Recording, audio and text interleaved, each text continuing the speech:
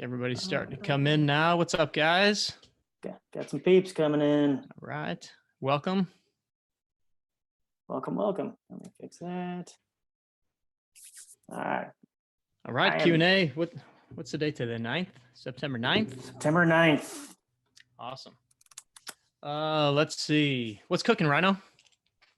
Well, really, you and I never got a chance to catch up on the Corn Ferry Tour final.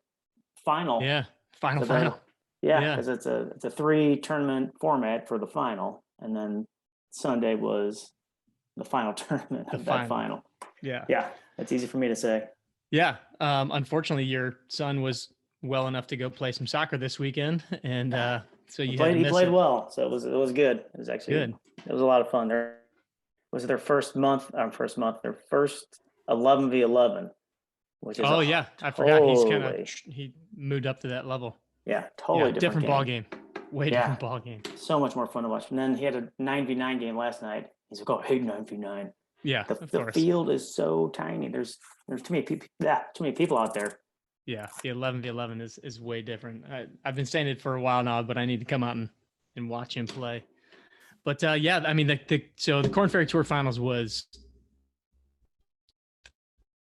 awesome. I think what's really cool about that event is because it's not a PGA Tour event, there's not massive crowds out there, so you can walk anywhere. I mean, we were walking right along Hayden and the group. He was in the final pairing on Saturday, which was really cool. But you're walking along, you can hear them talking with their caddies a little bit, talking over shots. In fact, it was kind of funny because Hayden's caddy, Brian, who is a great guy, we're going to have him on the podcast in the near future.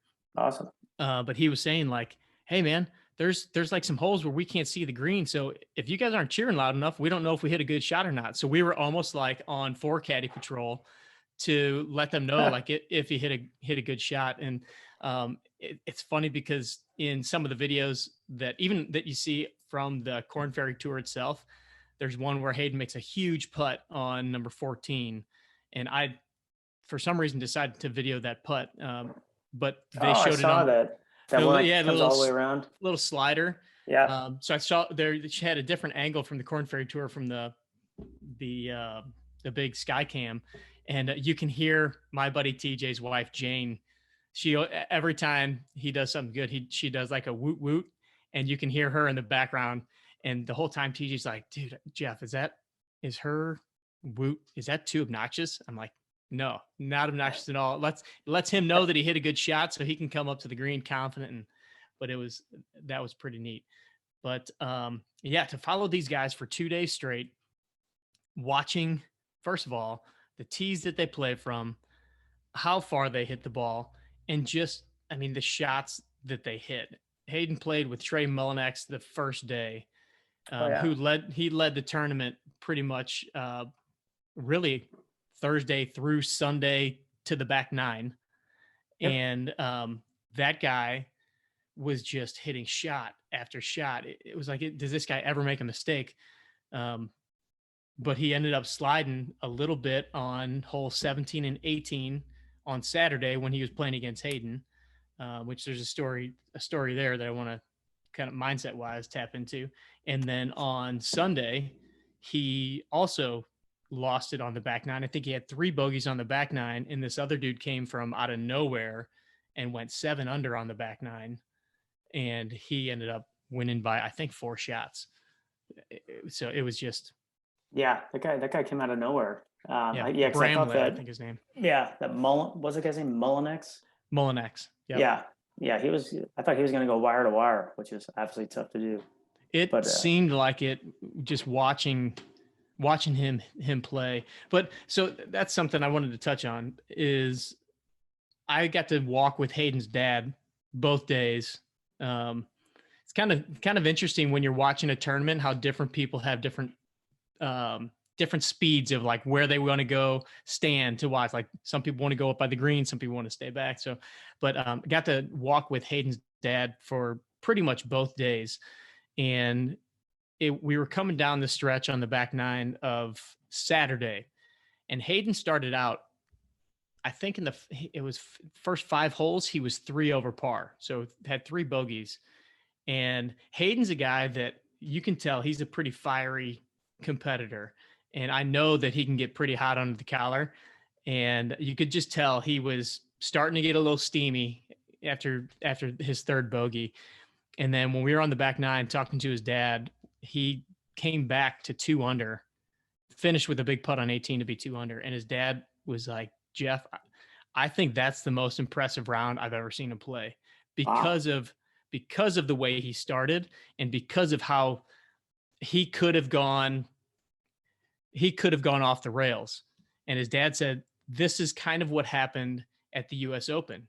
Thursday, he shot lights out, 5 under. He's on the, top 5 on the leaderboard in the freaking US Open. Comes back the next day, bogey, another bogey, and all of a sudden his round just goes off the rails and he shoots 11 over par that day. This time started out the same, and his dad was like, oh, this kind of feels the same, but he righted the ship. He started dialing in some shots, made some big putts. And, that's where that mentality of, we say it a lot. I tag some of my emails this way: stay strong. You just got to stay strong no matter what the bad shot was that you just hit. You got to look at the next shot, or, no matter what you're trying to do with your workout. If you're off the one day, we talk about never miss twice, stay strong and dive back in the day after that. And so it was just kind of amazing. I was so proud to see him dig deep like that. And just, that's the first time I've ever got to go and watch him play. And I have no question in my head that he will be a PGA Tour winner. It's no doubt. It's going to be awesome to watch. That's awesome. That's pretty rarefied air. So yeah.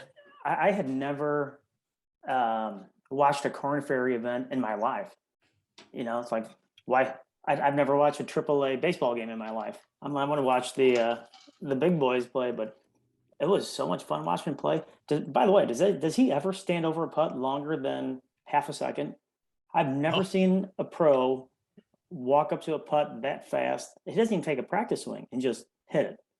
No, he makes Brandt Snedeker look like the tortoise in the Tortoise and the Hare race. No practice swing, steps up and hits it. It was amazing. Yeah. The other thing that was amazing to me is he played with Tommy Two Gloves Gainey on Sunday. Mm-hmm. And that guy doesn't read a putt at all. He stands behind the ball and lets his caddy tell him exactly where to hit it. Like, he doesn't even squat down to look at the green. He just stands right behind the ball, waits for his caddy to tell him exactly where to putt. And then he just lines up and hits a putt. It was amazing. But that guy, he's got a funky swing, but he can play some golf. He had some bad luck that day. Number 12 had a bad triple bogey that really kind of took him out of the running. But he was a character too. He was talking college football all day, and it was interesting to get to see these guys kind of in that element too. When you're that close, you can hear them talking. You see the way they interact. You kind of see, are they buddy? Do they want to be buddy? I know Hayden is very much a competitor and doesn't want to get too attached to the other guys or get to know them too well, because he's like, I want to beat these guys week in and week out. I'm not there to make friends. So that you can't teach that. Yeah. That's pretty awesome. One other thing that I noticed when we were on the first day, that is something I think that many of us golfers, we tend to get in our heads about. And this goes to show that the pros do the exact same thing. And they probably have a little more right to get into this mindset than we do, because they know their bodies so well. They've hit so many balls. They can feel things so much better. But Hayden's caddy came up and said to his dad, hey, he's having trouble getting his hips to rotate as fast as he wants. He's having trouble rotating his hips. And I think he told Hayden's dad that because he was in communication with Hayden's coach, who was in Illinois. He couldn't make it for the week. His name's Chris Harder. And so I think that was to relay the message to Chris, to see what Chris would tell him. And I ultimately don't know what Chris told him to do, but I'm walking with my buddy TJ, and we heard Hayden's dad say this. And TJ looks at me. He's like, well, all right, what would you tell him in this situation? And I thought for a second, first I'm thinking of all my anatomy and all my physiology and, all the rotation drills that we do and stuff like that. And I'm like, I'd tell him to get out of his head and just hit a freaking shot. Like, that's not the time to be thinking about your body. That's not the, and Marine, I see you shaking your head or nodding your head. That's probably what Carl and Gary would say, right? Like, forget about all the internal. You've hit enough shots. I don't know that he's that dialed in to know like, oh, I'm not rotating my hips fast enough. But even if that's the case, now's not the time to try to tinker and fix it, right? Now's the time to just get up and know that you've hit a million golf shots the way that you want to hit them. Visualize that shot. And so that was what I said to TJ. I'm like, I think at this point, a guy like him can just dial it in and visualize and hit a shot and forget about, the what's my body doing, because I think that's a recipe for disaster. And I always go back, Rhino, to us playing soccer. Like, if I'm trying to hit a shot, if I'm trying to take a free kick and I don't feel like something's like feeling right, I'm not going to think, oh, well, I got to rotate my hips a little bit faster here. It's like, no, where do I want to put it? Like visualizing that. And I think that's where golf is weird, because most other sports, even a pitcher, like, whereas he's trying to hit his spot, he's not trying to think about his rotation of his arm or his hips or things like that. Yeah, yeah, for sure. That's one of the best pieces of advice I ever got on a golf course from our buddy Ted. He's like, hey man, I've seen you play bags, I've seen you play washers. Like, just throw it like you're throwing a ball. Mm-hmm. Like, stop thinking about when you're throwing a baseball, you're not thinking about, okay, is my arm far enough back? My, my release point here and there. Like, no, just trying to hit the target. And really the worst time to tinker with your swing is mid-round, especially when you're trying to get your PGA card. Right. Your tour card. So that's probably pretty good advice to give to him. Yeah. Ultimately, though, it was pretty awesome to be able to hold that little card in my hand. It was just such a neat event. We got to sneak down onto the 18th green with Hayden's family. In fact, I was on video duty from his mom and dad to go like record him getting his card and everything. So I was like, well, shoot, I'm just going to act like I own the place. And I just walked up. I was like standing next to the guy from the Golf Channel with the camera. Like, I'm just going to walk up and start videoing. And of course, nobody said a thing.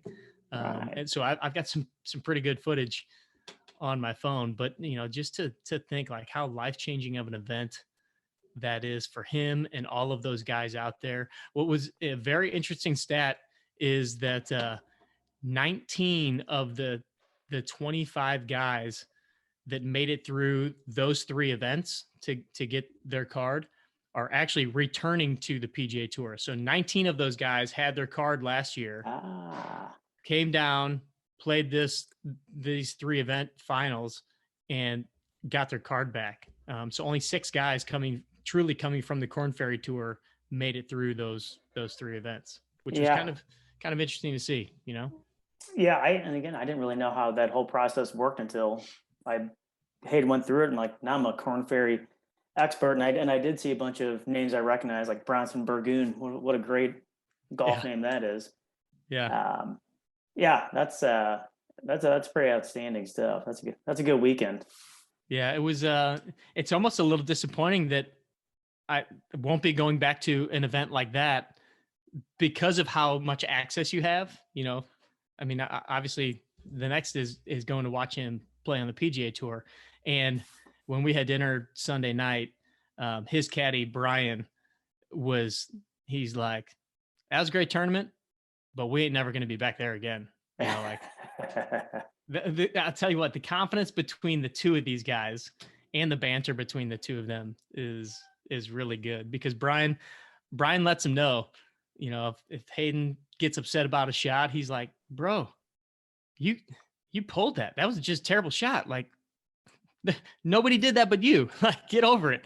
And as Brian says, if Hayden can learn how to chip, he'll be a multiple major winner. But he had some rough chips, so there's potential for him to improve even. It's nuts. Oh yeah. Well, yeah, I know we talked about that the other in your email the other day. You wrote that about how Hayden, like you and I can improve this much. He can only improve that much because he's so dialed in. The Yeah. potential for improvement is low, but still there, which Yeah. is outstanding. Cool. So, hey guys, if you have a question, just put it in the chat box for this.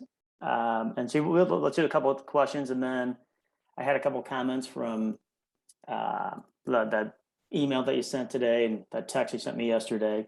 Yeah. So yeah, just kind of getting into some of this technical stuff. I got we got an email asking about the like how long the length of a workout should be, and it was perfectly timed because I had just looked at I don't know if it was Mind Pump or one of those guys that we follow and really love their stuff. Mhm. And I think it was like their sculpting program. And I was looking through the number of exercises and I'm like, good God, man. And I did the math and I wrote this down. So just the minutes of rest in that workout were 57. 57 So minutes. 57 minutes of just rest time. So the actual work time, like that's got to be an hour and 45 minute or an hour Yeah. and a half workout. So what's kind of the sweet spot as far as the length of a workout should go? I know there's not hard and fast, but what are the pros and cons? Yeah. I mean, that sounds ridiculous that an hour and 45 minutes, but it all depends on what your goal is. Like when somebody's working towards a goal of bodybuilding, I mean, you have to, there's nothing else that's going to get you there other than putting in the time to dedicate towards building those muscles. And some of that, it just requires a lot of volume, obviously requires a lot of proper rest time. Um, so that's where it's tough to say like the proper amount of workout time is X. I think that we say it all the time. First of all, it's got to be something that you're going to be willing to do and can fit into your schedule, or are willing to fit in your schedule is maybe a better way to say that. Um, I think that, like the sweet spot of workout time, and I'll just say for me personally, because I can really only speak to myself when it comes to my own workouts. I like the 45 minutes to an hour, because I feel like I can get in a lot of what I want to do. And right now, my workouts are all really kind of looking very much like you would see in the Golf Body Blueprint or one of our monthly programs, those type of programs, where they're mostly total body workouts where I'm doing, the big five things we talk about: the push, the pulls, the squats and lunges, the hinges. And I feel like I have enough time to get a good 4 to 6 sets, depending on what I'm doing in my program, of those different exercises. And then I leave some time at the end to do, some of the shoulder type stuff, maybe rotator cuff type stuff, some hip work. And that's typically what my workout will look like.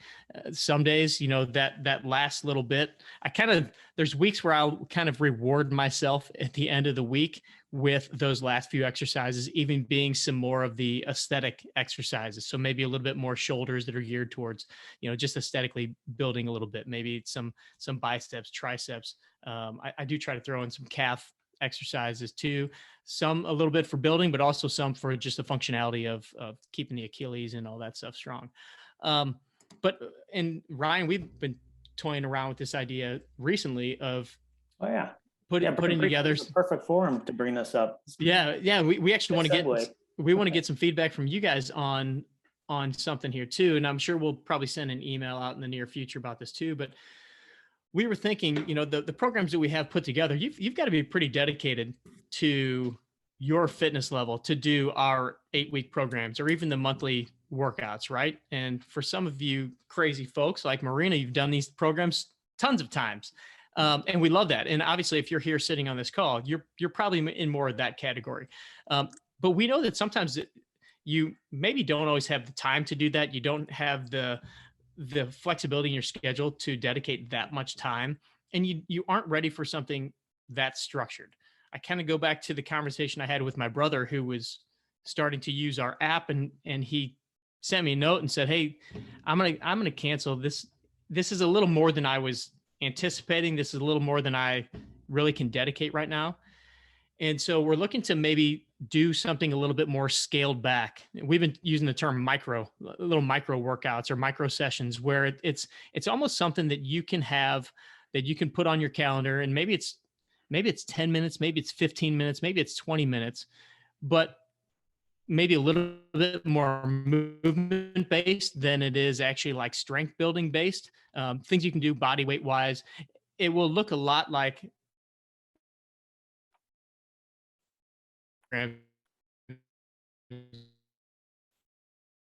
Oh boy, that was the important part.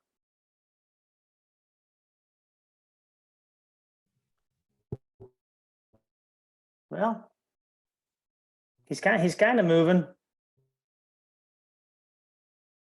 Here, let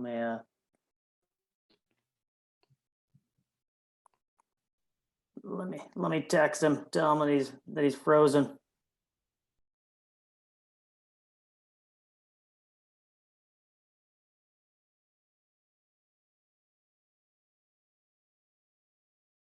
All right. Oh, I got kicked out. There he is. All right. Has to unmute. All right. Am I back? You are. You got right to the meat of that thing. You said it's kind of like, and then the old kind of like what? Let's see. Did I talk about the 10-minute, 15-minute? Did you hear that part? We got that far. Yeah. Okay. 10, so 15, 20. I was going to say it's kind of like the move sessions, at least the way I'm envisioning it, kind of like the move sessions in our monthly programs or in our golf body programs, where they're going to tax you. They are going to build some strength because it's active strengthening and range of motion, but it won't require any real, maybe it's a rubber band, but won't require any weights or won't require any.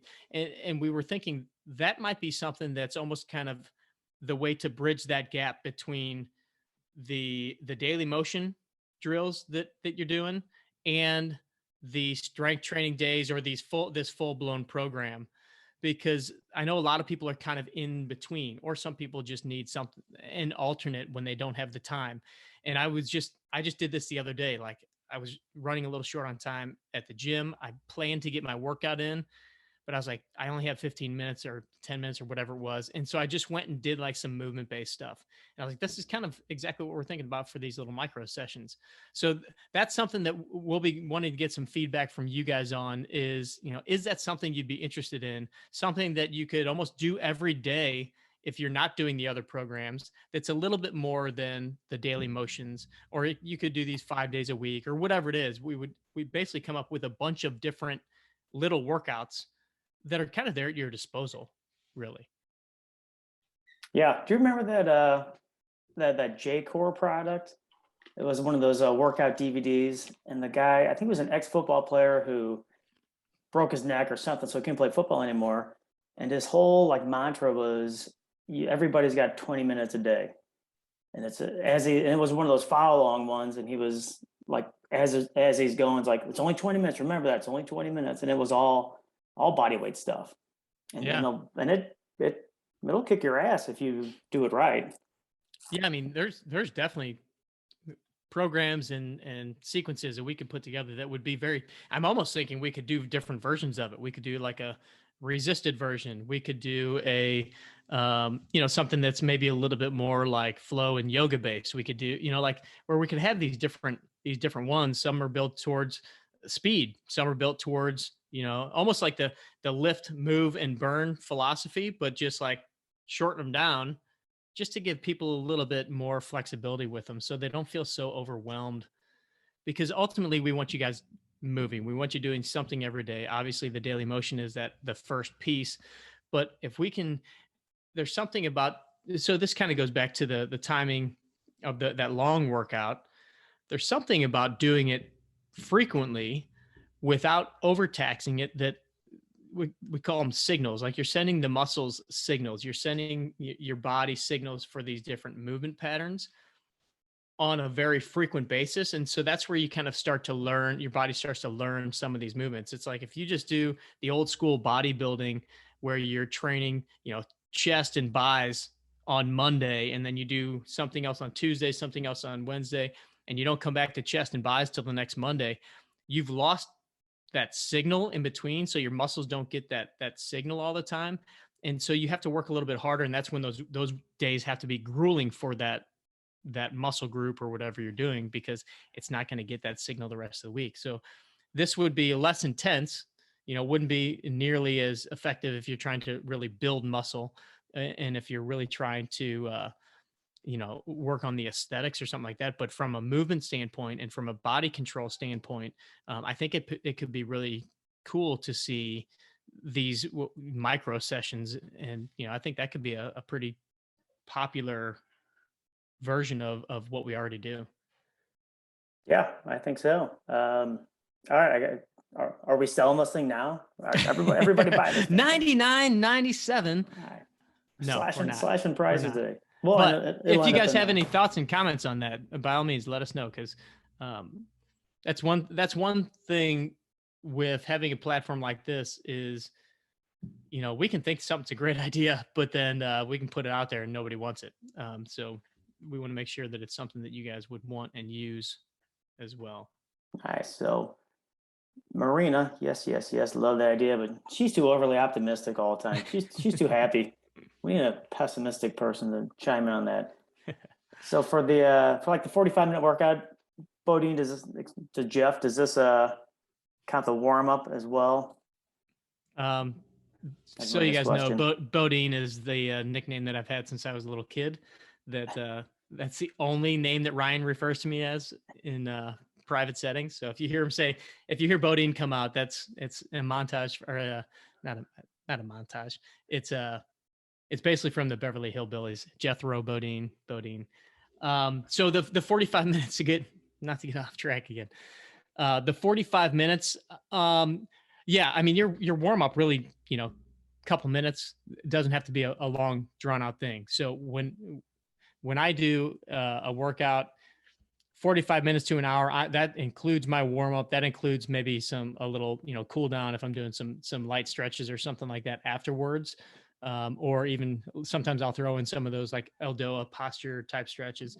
But yeah, I try to get all that in within the 45 minute to an hour time slot. And really, I mean, the way that my schedule works when I'm at the gym, usually that's how my schedule is broken up, because I've got clients, and then usually I'll have like an hour break in between clients or other things, other appointments and calls and things like that. So yeah, that's one of the big reasons why I choose to keep mine typically under an hour, so I can have a couple minutes to transition into it from whatever I was doing, and then a couple minutes to kind of get settled before I have my next appointment. But again, there isn't an ideal amount unless you know specifically what you're trying to get out of it. Like I said, if you're really trying to go the bodybuilding route, or you're really trying to you're really on a fat loss program, and that you've got to get your strength training in, and maybe you've got to get some of your burn sessions or your HIIT stuff or whatever. It all just depends. But I wouldn't say there's one magical number, like the government would recommend, you have to do your hour a day or whatever. I bet they do have one. I just choose not to listen to it. Yeah. Right. Yeah. Like the 6-minute abs, or 8-minute abs. That's all you need. So that's actually another good segue. I was talking to one of our new guys. His name's Jeff. And so I wrote this down. So his goals are, he wants to continue to build muscle, improve his strength, as well as his endurance and flexibility. But he also likes to run 3 times a week. So how would you tell him to, and he's been working out for years. So he's a strong guy. So he knows his way around the gym. So what would you tell him to do with, should he do the Activate Golf Body Blueprint, and then how should he modify that for him? Yeah. I mean, if he's been training for a while, he could definitely start with the Golf Body Blueprint, or the Activate. Either one would be fine. The Activate won't have any kind of HIIT sessions built in, like the burn sessions. which is fine. And again, it kind of depends on what his goals are. If he has any aesthetic goals as far as like body composition, or if he's just looking to, you know, get and stay strong, as well as, you know, all the other things. This is where, you know, like when you have a lot of different goals, you have to be a little bit more generalized in your program too. So if he wants more distance, if he wants more strength, if he wants fat loss, if he wants all of these things, you can't really dial into just the one. Now, we say all the time that first and foremost, we would go with the strength training, the resistance training, because it's going to give you the best of all of those worlds. But it's ideal to kind of pick one main area that you want to focus on, to then be able to dial your program in a little bit more. But given the fact that he likes to run, I would probably put that in on the non-strength training days, and, you know, or I would do it after strength training. So you never want to do your run, your cardio before you go and you lift weights, or before you go into your lift sessions, because it's simply going to drain your body of the energy and your ability to produce that force. So I would always save that to doing either after your lift program, or do it on the days that you're not doing your lifts. On the move days, it doesn't matter nearly as much. In fact, there was a time, this was 2 years ago, when I was getting ready for the trail run that I was going to do. And in fact, I need to start running again. I haven't started yet, because I'm doing that same trail run in December. And so what I may end up doing is a little bit on my kind of like move session days, I'll probably do a little bit of a warm up, and then go for my run, and then do the move session. Because then my body's going to be really warm from, you know, muscles will be warm, blood will be flowing from the run. And then the move session, because it's not nearly as taxing as the resistance days, that my body's going to be ready to do some of those movements. And I think I'll get a little bit more range of motion out of those. I'll be able to kind of almost push it a little bit more. Now, the only hindrance that I would say there is in a lot of the move days, we actually throw in a little bit of a plyometric, kind of a jumping or bounding or something like that. That also is better off doing before you're tired. So I'll probably opt to not do that exercise on those days, or maybe I'll do that before I even go run, because the plyometrics, the bounding, the jumping, the leaping, the hopping, that stuff is meant to help generate power, and you want to do that when you're pretty fresh.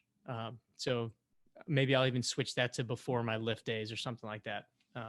But that's where, you know, you got to have a little bit of flexibility, and that's where it helps for you guys to understand some of this stuff. Not that you need to know how to program your whole program, but to understand some basic principles. Like when you're working on speed and power, you shouldn't do that at the end of your workout when you're dog tired. And unfortunately, that's where I see a lot of people do that. They kind of, at the end of their workout, then they decide to do a bunch of medicine ball throws or box jumps, or, you know, like jumping lunges and stuff like that. And it's like, no, that's the time that you're tired. First of all, your form's possibly going to break down, likely going to break down. So you run the risk of injury, and a slow muscle can't move fast. You know, or a tired muscle can't move as fast. So you'll never get faster when you're working in a tired state. So it's pretty similar to like back when we were playing soccer, even coaching our kids. Now, if we do sprints in the beginning of practice, that's more to build speed. If you do sprints at the end of practice, that's more to build endurance. Correct. Yeah. So that's a great analogy. Like tonight, I have the duties. Our head coach isn't going to be there, and I told him I'm just going to run these kids ragged. But joking, but we will do a little bit of speed work at the beginning, maybe even like some cutting and stuff like that, but in just short bursts, you know, because that's when we can work on, you know, a little bit of form, and we can work on them really exploding. But then at the end, we still may do sprints. You know, we might do like some shuttles or something like that, but they're tired. So at that point, it's not really getting them faster. It's getting them able to build that endurance to be able to sprint when they're tired. But it's not going to increase their potential of speed. It's going to increase their ability to last longer, really. Gotcha. Cool. Which again is, you know, like when you're doing the super speed clubs or any overspeed training, things like that, same principle goes. You don't want to do that when you're tired. And I have to steal those clubs out of guys' hands at the gym, because sometimes after our workout is when they'll go grab those. And I'm like, this isn't the time. This is when you need to get here 10, 15 minutes early, get yourself loosened up, warm up a little bit, so you don't swing it cold, do your swings, and then we'll go and do your workout, because that's when it's more effective. Or just buy a set and do them on your off day. Yeah. Cool. All right. So we have a new person to the group. So it's kind of an open-ended question. So he said his biggest challenge is not knowing which exercises or the routine are benefiting me the most. He said, I had improvements in my swing performance that were subtle after 6 months of hard work. But then he became disillusioned because he didn't see any major improvements when he went out and played golf. So that's kind of how we got there. So I don't know if that's a managing expectations thing, or if he's not doing the right things. Again, it's not really a question, more of that's my challenge. Like, how do I know this is working? So this is prior to joining the crew, and he saw some improvements, subtle improvements. Yeah, that's a tough question, because you don't know how he's gauging what those improvements are. Is it distance? Is it consistency? Is it endurance? Is it swing speed? Is it back pain? Like, all of these different things kind of factor into it. Yeah, that's hard, because again, it isn't really a question. It's more of an observation. My first suggestion would be do one of our programs for 8 weeks and see what you think. Like see if you get the same results, because again, we don't know what he was doing then, but as well, what were the exercises he was doing? Was he working on all of the different pieces that we incorporate in there? And that's why we do the move, the lift, the burn, because there are so many things, and it can be really hard to put those all together on your own. It can be really hard to build a program by yourself that incorporates all of them. And sometimes we try to do too much in one session, which is why we kind of break them up. And I'm not saying that that's the only way to do it, but I think it's an easy way for people to kind of get it all in, where we've got the lift day, we've got the move day, we've got, depending on the program, you've got your high intensity session to do. So, you're kind of hitting all of those gears. And so maybe he was missing some of those components. Maybe he was missing the strength training. Maybe he was missing, maybe he was doing just a standard strength training program and missing some of the movement based stuff that's going to get his hips turning and rotating his trunk and his back and his shoulders and working on the rotator cuff and posture. So yeah, there's just a lot to it if you don't understand how to put some of this together. So first and foremost, I'd say, yeah, let's kind of connect with him again after he is able to go through a full program, because that'd be a great conversation to have. Like, okay, was this different? Did you see any difference in your ability out in the course? And shoot, maybe it's just you need to go practice. Like, right. What? I mean, yeah, I think we're honest enough here at 18 Strong, where like we know that this isn't going to fix everything in your game. It's impossible. You can get somebody in the greatest shape ever. This goes to our conversation in the email today. You can get somebody in the greatest shape ever, but it doesn't mean you're going to be a great golfer, right? Like, the question I think that I sent you a text about yesterday is your body an asset to your game, or is your body a liability to your game? And I think that's a great way to think about it. Like, okay, because we've all played with guys, or we've all been in that situation where like you go out and you're like, oh man, my back hurts today, or, I'm struggling with knee pain or whatever. And I'll take it back to a conversation that I had with one of my guys. His name's Andy, and he's been the club champ at Bellerive, and, I think 11 times, and he's been working with me for a long time.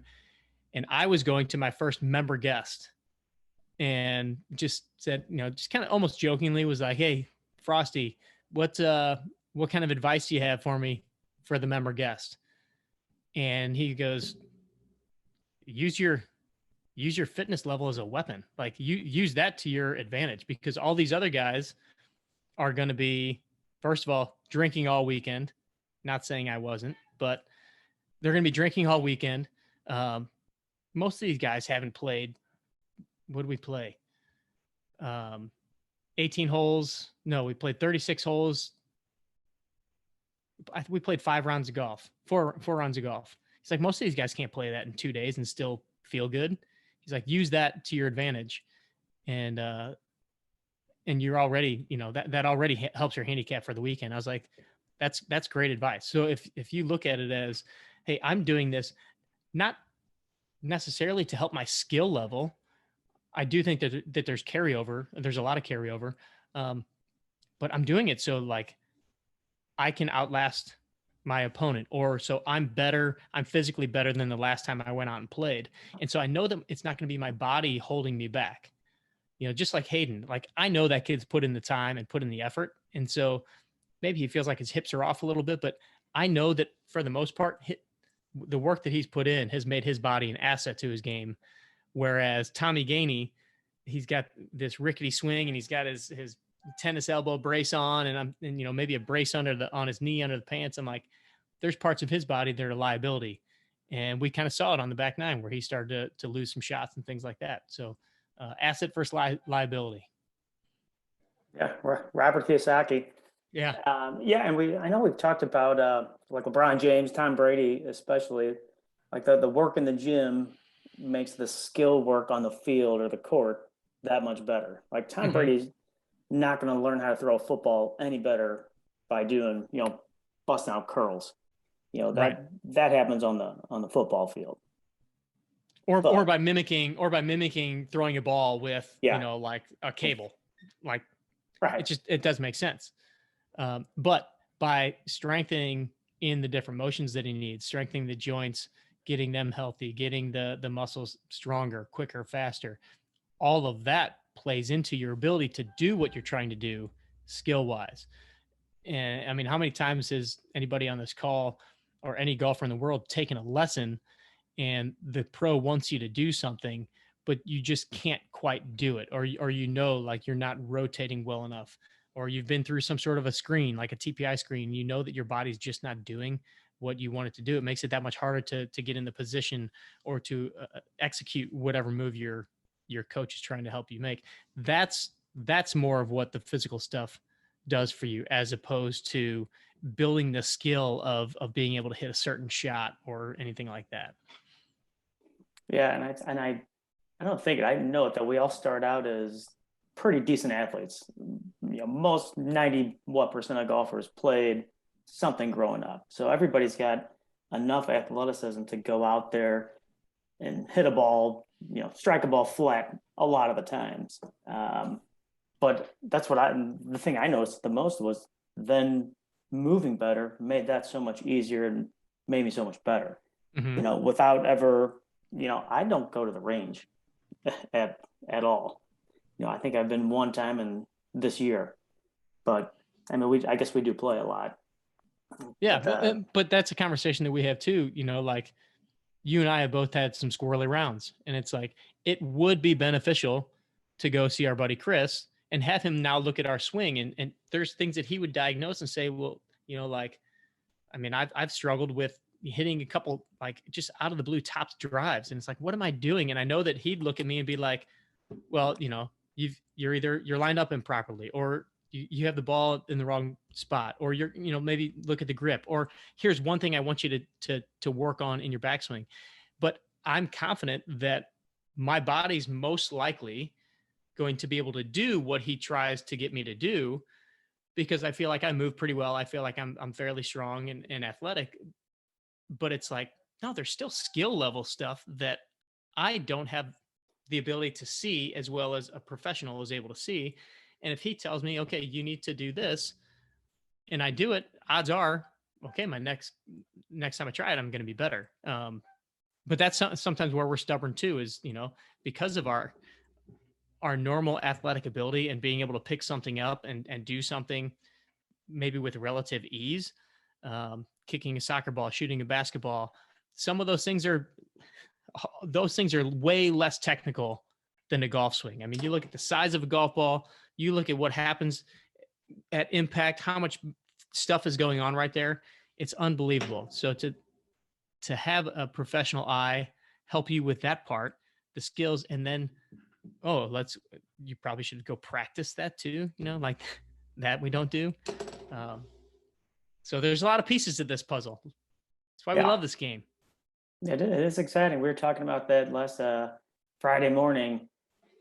We always go back to soccer, but like I can kick a soccer ball pretty much wherever I want it to go. Or for everybody on this call can throw a baseball pretty much wherever they want it to go. Name your sport. And these professional golfers can hit a ball pretty much wherever they want to hit the ball. Like how do I get to that level? And then I took a step back. I'm like, I ain't getting to that level. Yeah. But I'm getting better. Because you're like, well, let's see. I kicked a soccer ball for 35 years, right? Like, yeah. I mean, still kicking. It still blows my mind. Like going out to soccer practice with my son, and like you can be, and I'm not talking about even just me, but like almost any soccer player that played, like you can be 30 yards away from somebody, not think about it. They could be walking or jogging, and you can hit a ball to them while they're moving and hit it right to their feet. It's like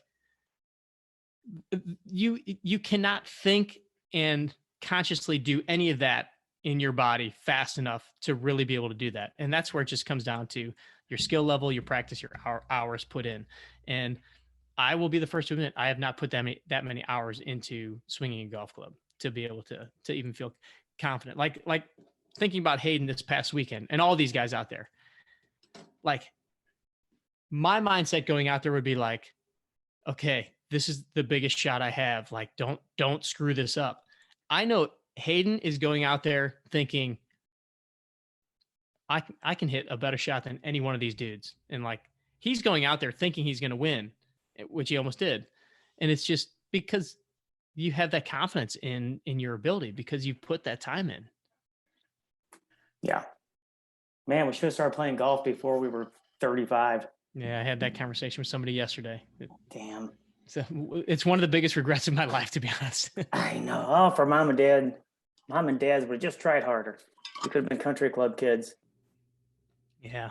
Nice. All right. So I've got a couple more questions here to get through. And again, anybody on the call, let me know. So this one, actually, this is the last one I have. I really love, okay, I have two more. The first one, this talks about just what we were talking about. So I like hitting golf balls, not just golfing, but hitting them and watching them fly. This means I visit the range too much. So clearly you and I did not write this question.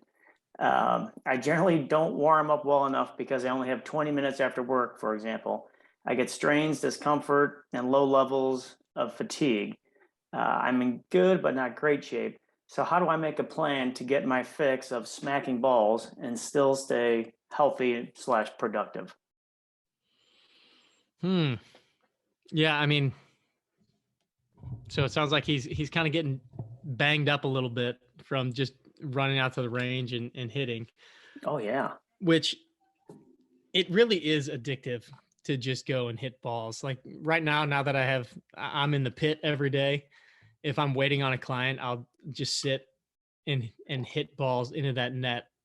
And I don't even have a launch monitor yet. Like we don't have anything in there telling me where these are going, but you're just kind of chasing that feel. And so like every one you hit, you're like, oh, that was pretty good, but I'm not stopping until I hit the perfect one. And then you hit another one.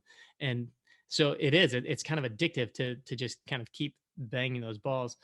I would say this is where you have to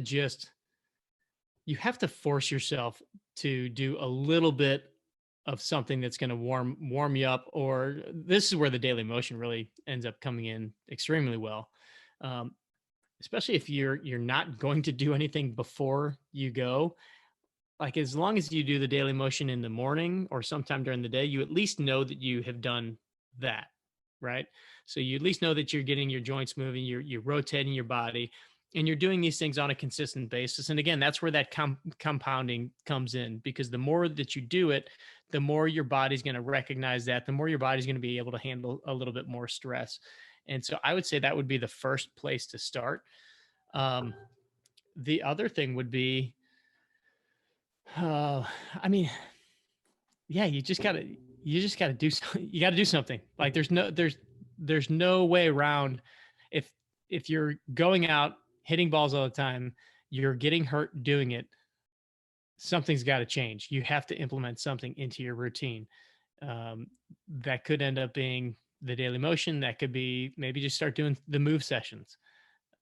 This again might be the perfect guy for those micro sessions that we're talking about, where it's, hey, here's 50, you got 15 minutes, you got to do something. But that'd be my advice, is just start moving something every day. Yeah, and if he doesn't, he's not.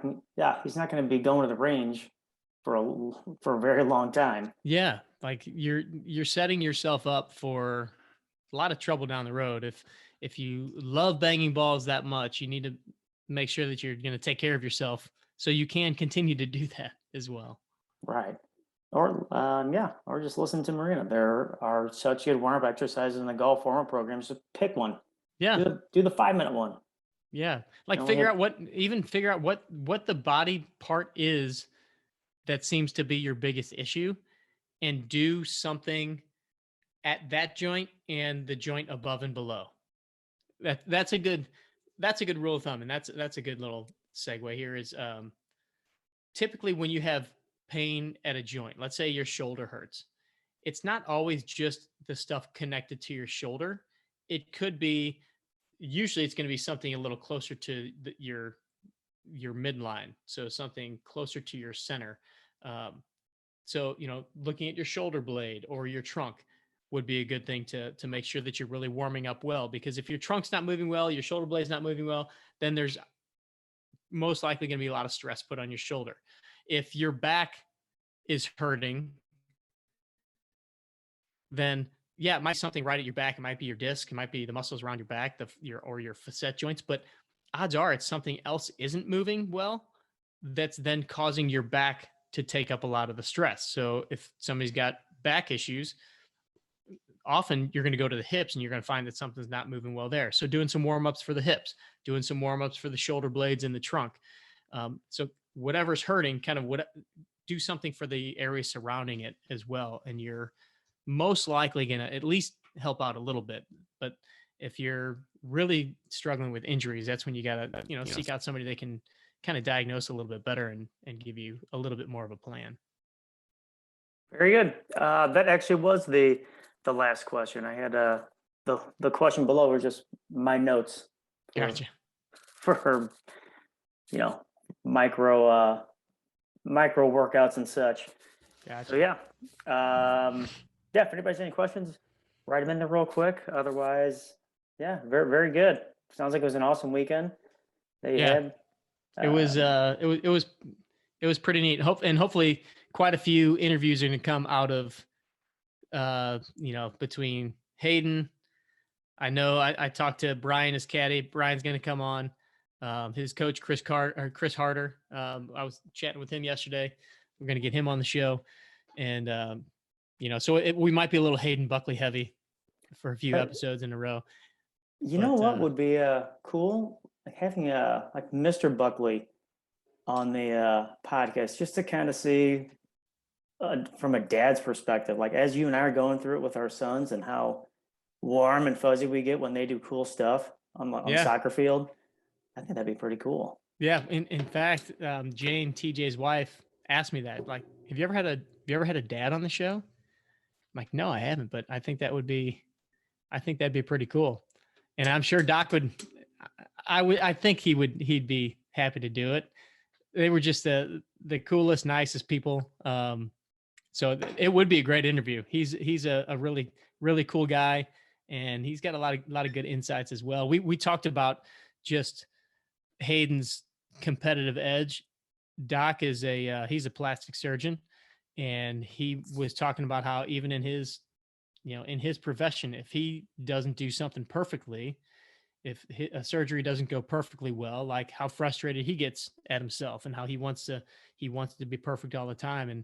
And that's something that Hayden has really taken on, but has been working on, because as a golfer, everything doesn't go perfect no matter how hard you try. So yeah, I think that could be a pretty a very entertaining interview. So we'll work on that one.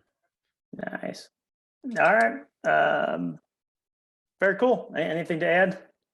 You're welcome, Victoria. Yeah, you're welcome, guys. Thanks for being here. This has been a lot of fun. I mean, I'm really enjoying. I know Ryan is too. We're really enjoying these chats, and I think this is just a great way for us to really get to the heart of what you guys are wanting. Kind of for us to even learn more about the crew and how we can help, all of those good things. I do want to let you guys know that immediately after jumping off of this, I'll be loading up the newest podcast episode. So the podcast is back. That'll be the one with Ronnie Doss that we just talked about last week a little bit. But and then I have a couple more that we've just done. So next few weeks we've got some great guests and many more to come. So thank you guys. All right. Thanks, guys. We'll see you next week. All right. Stay strong.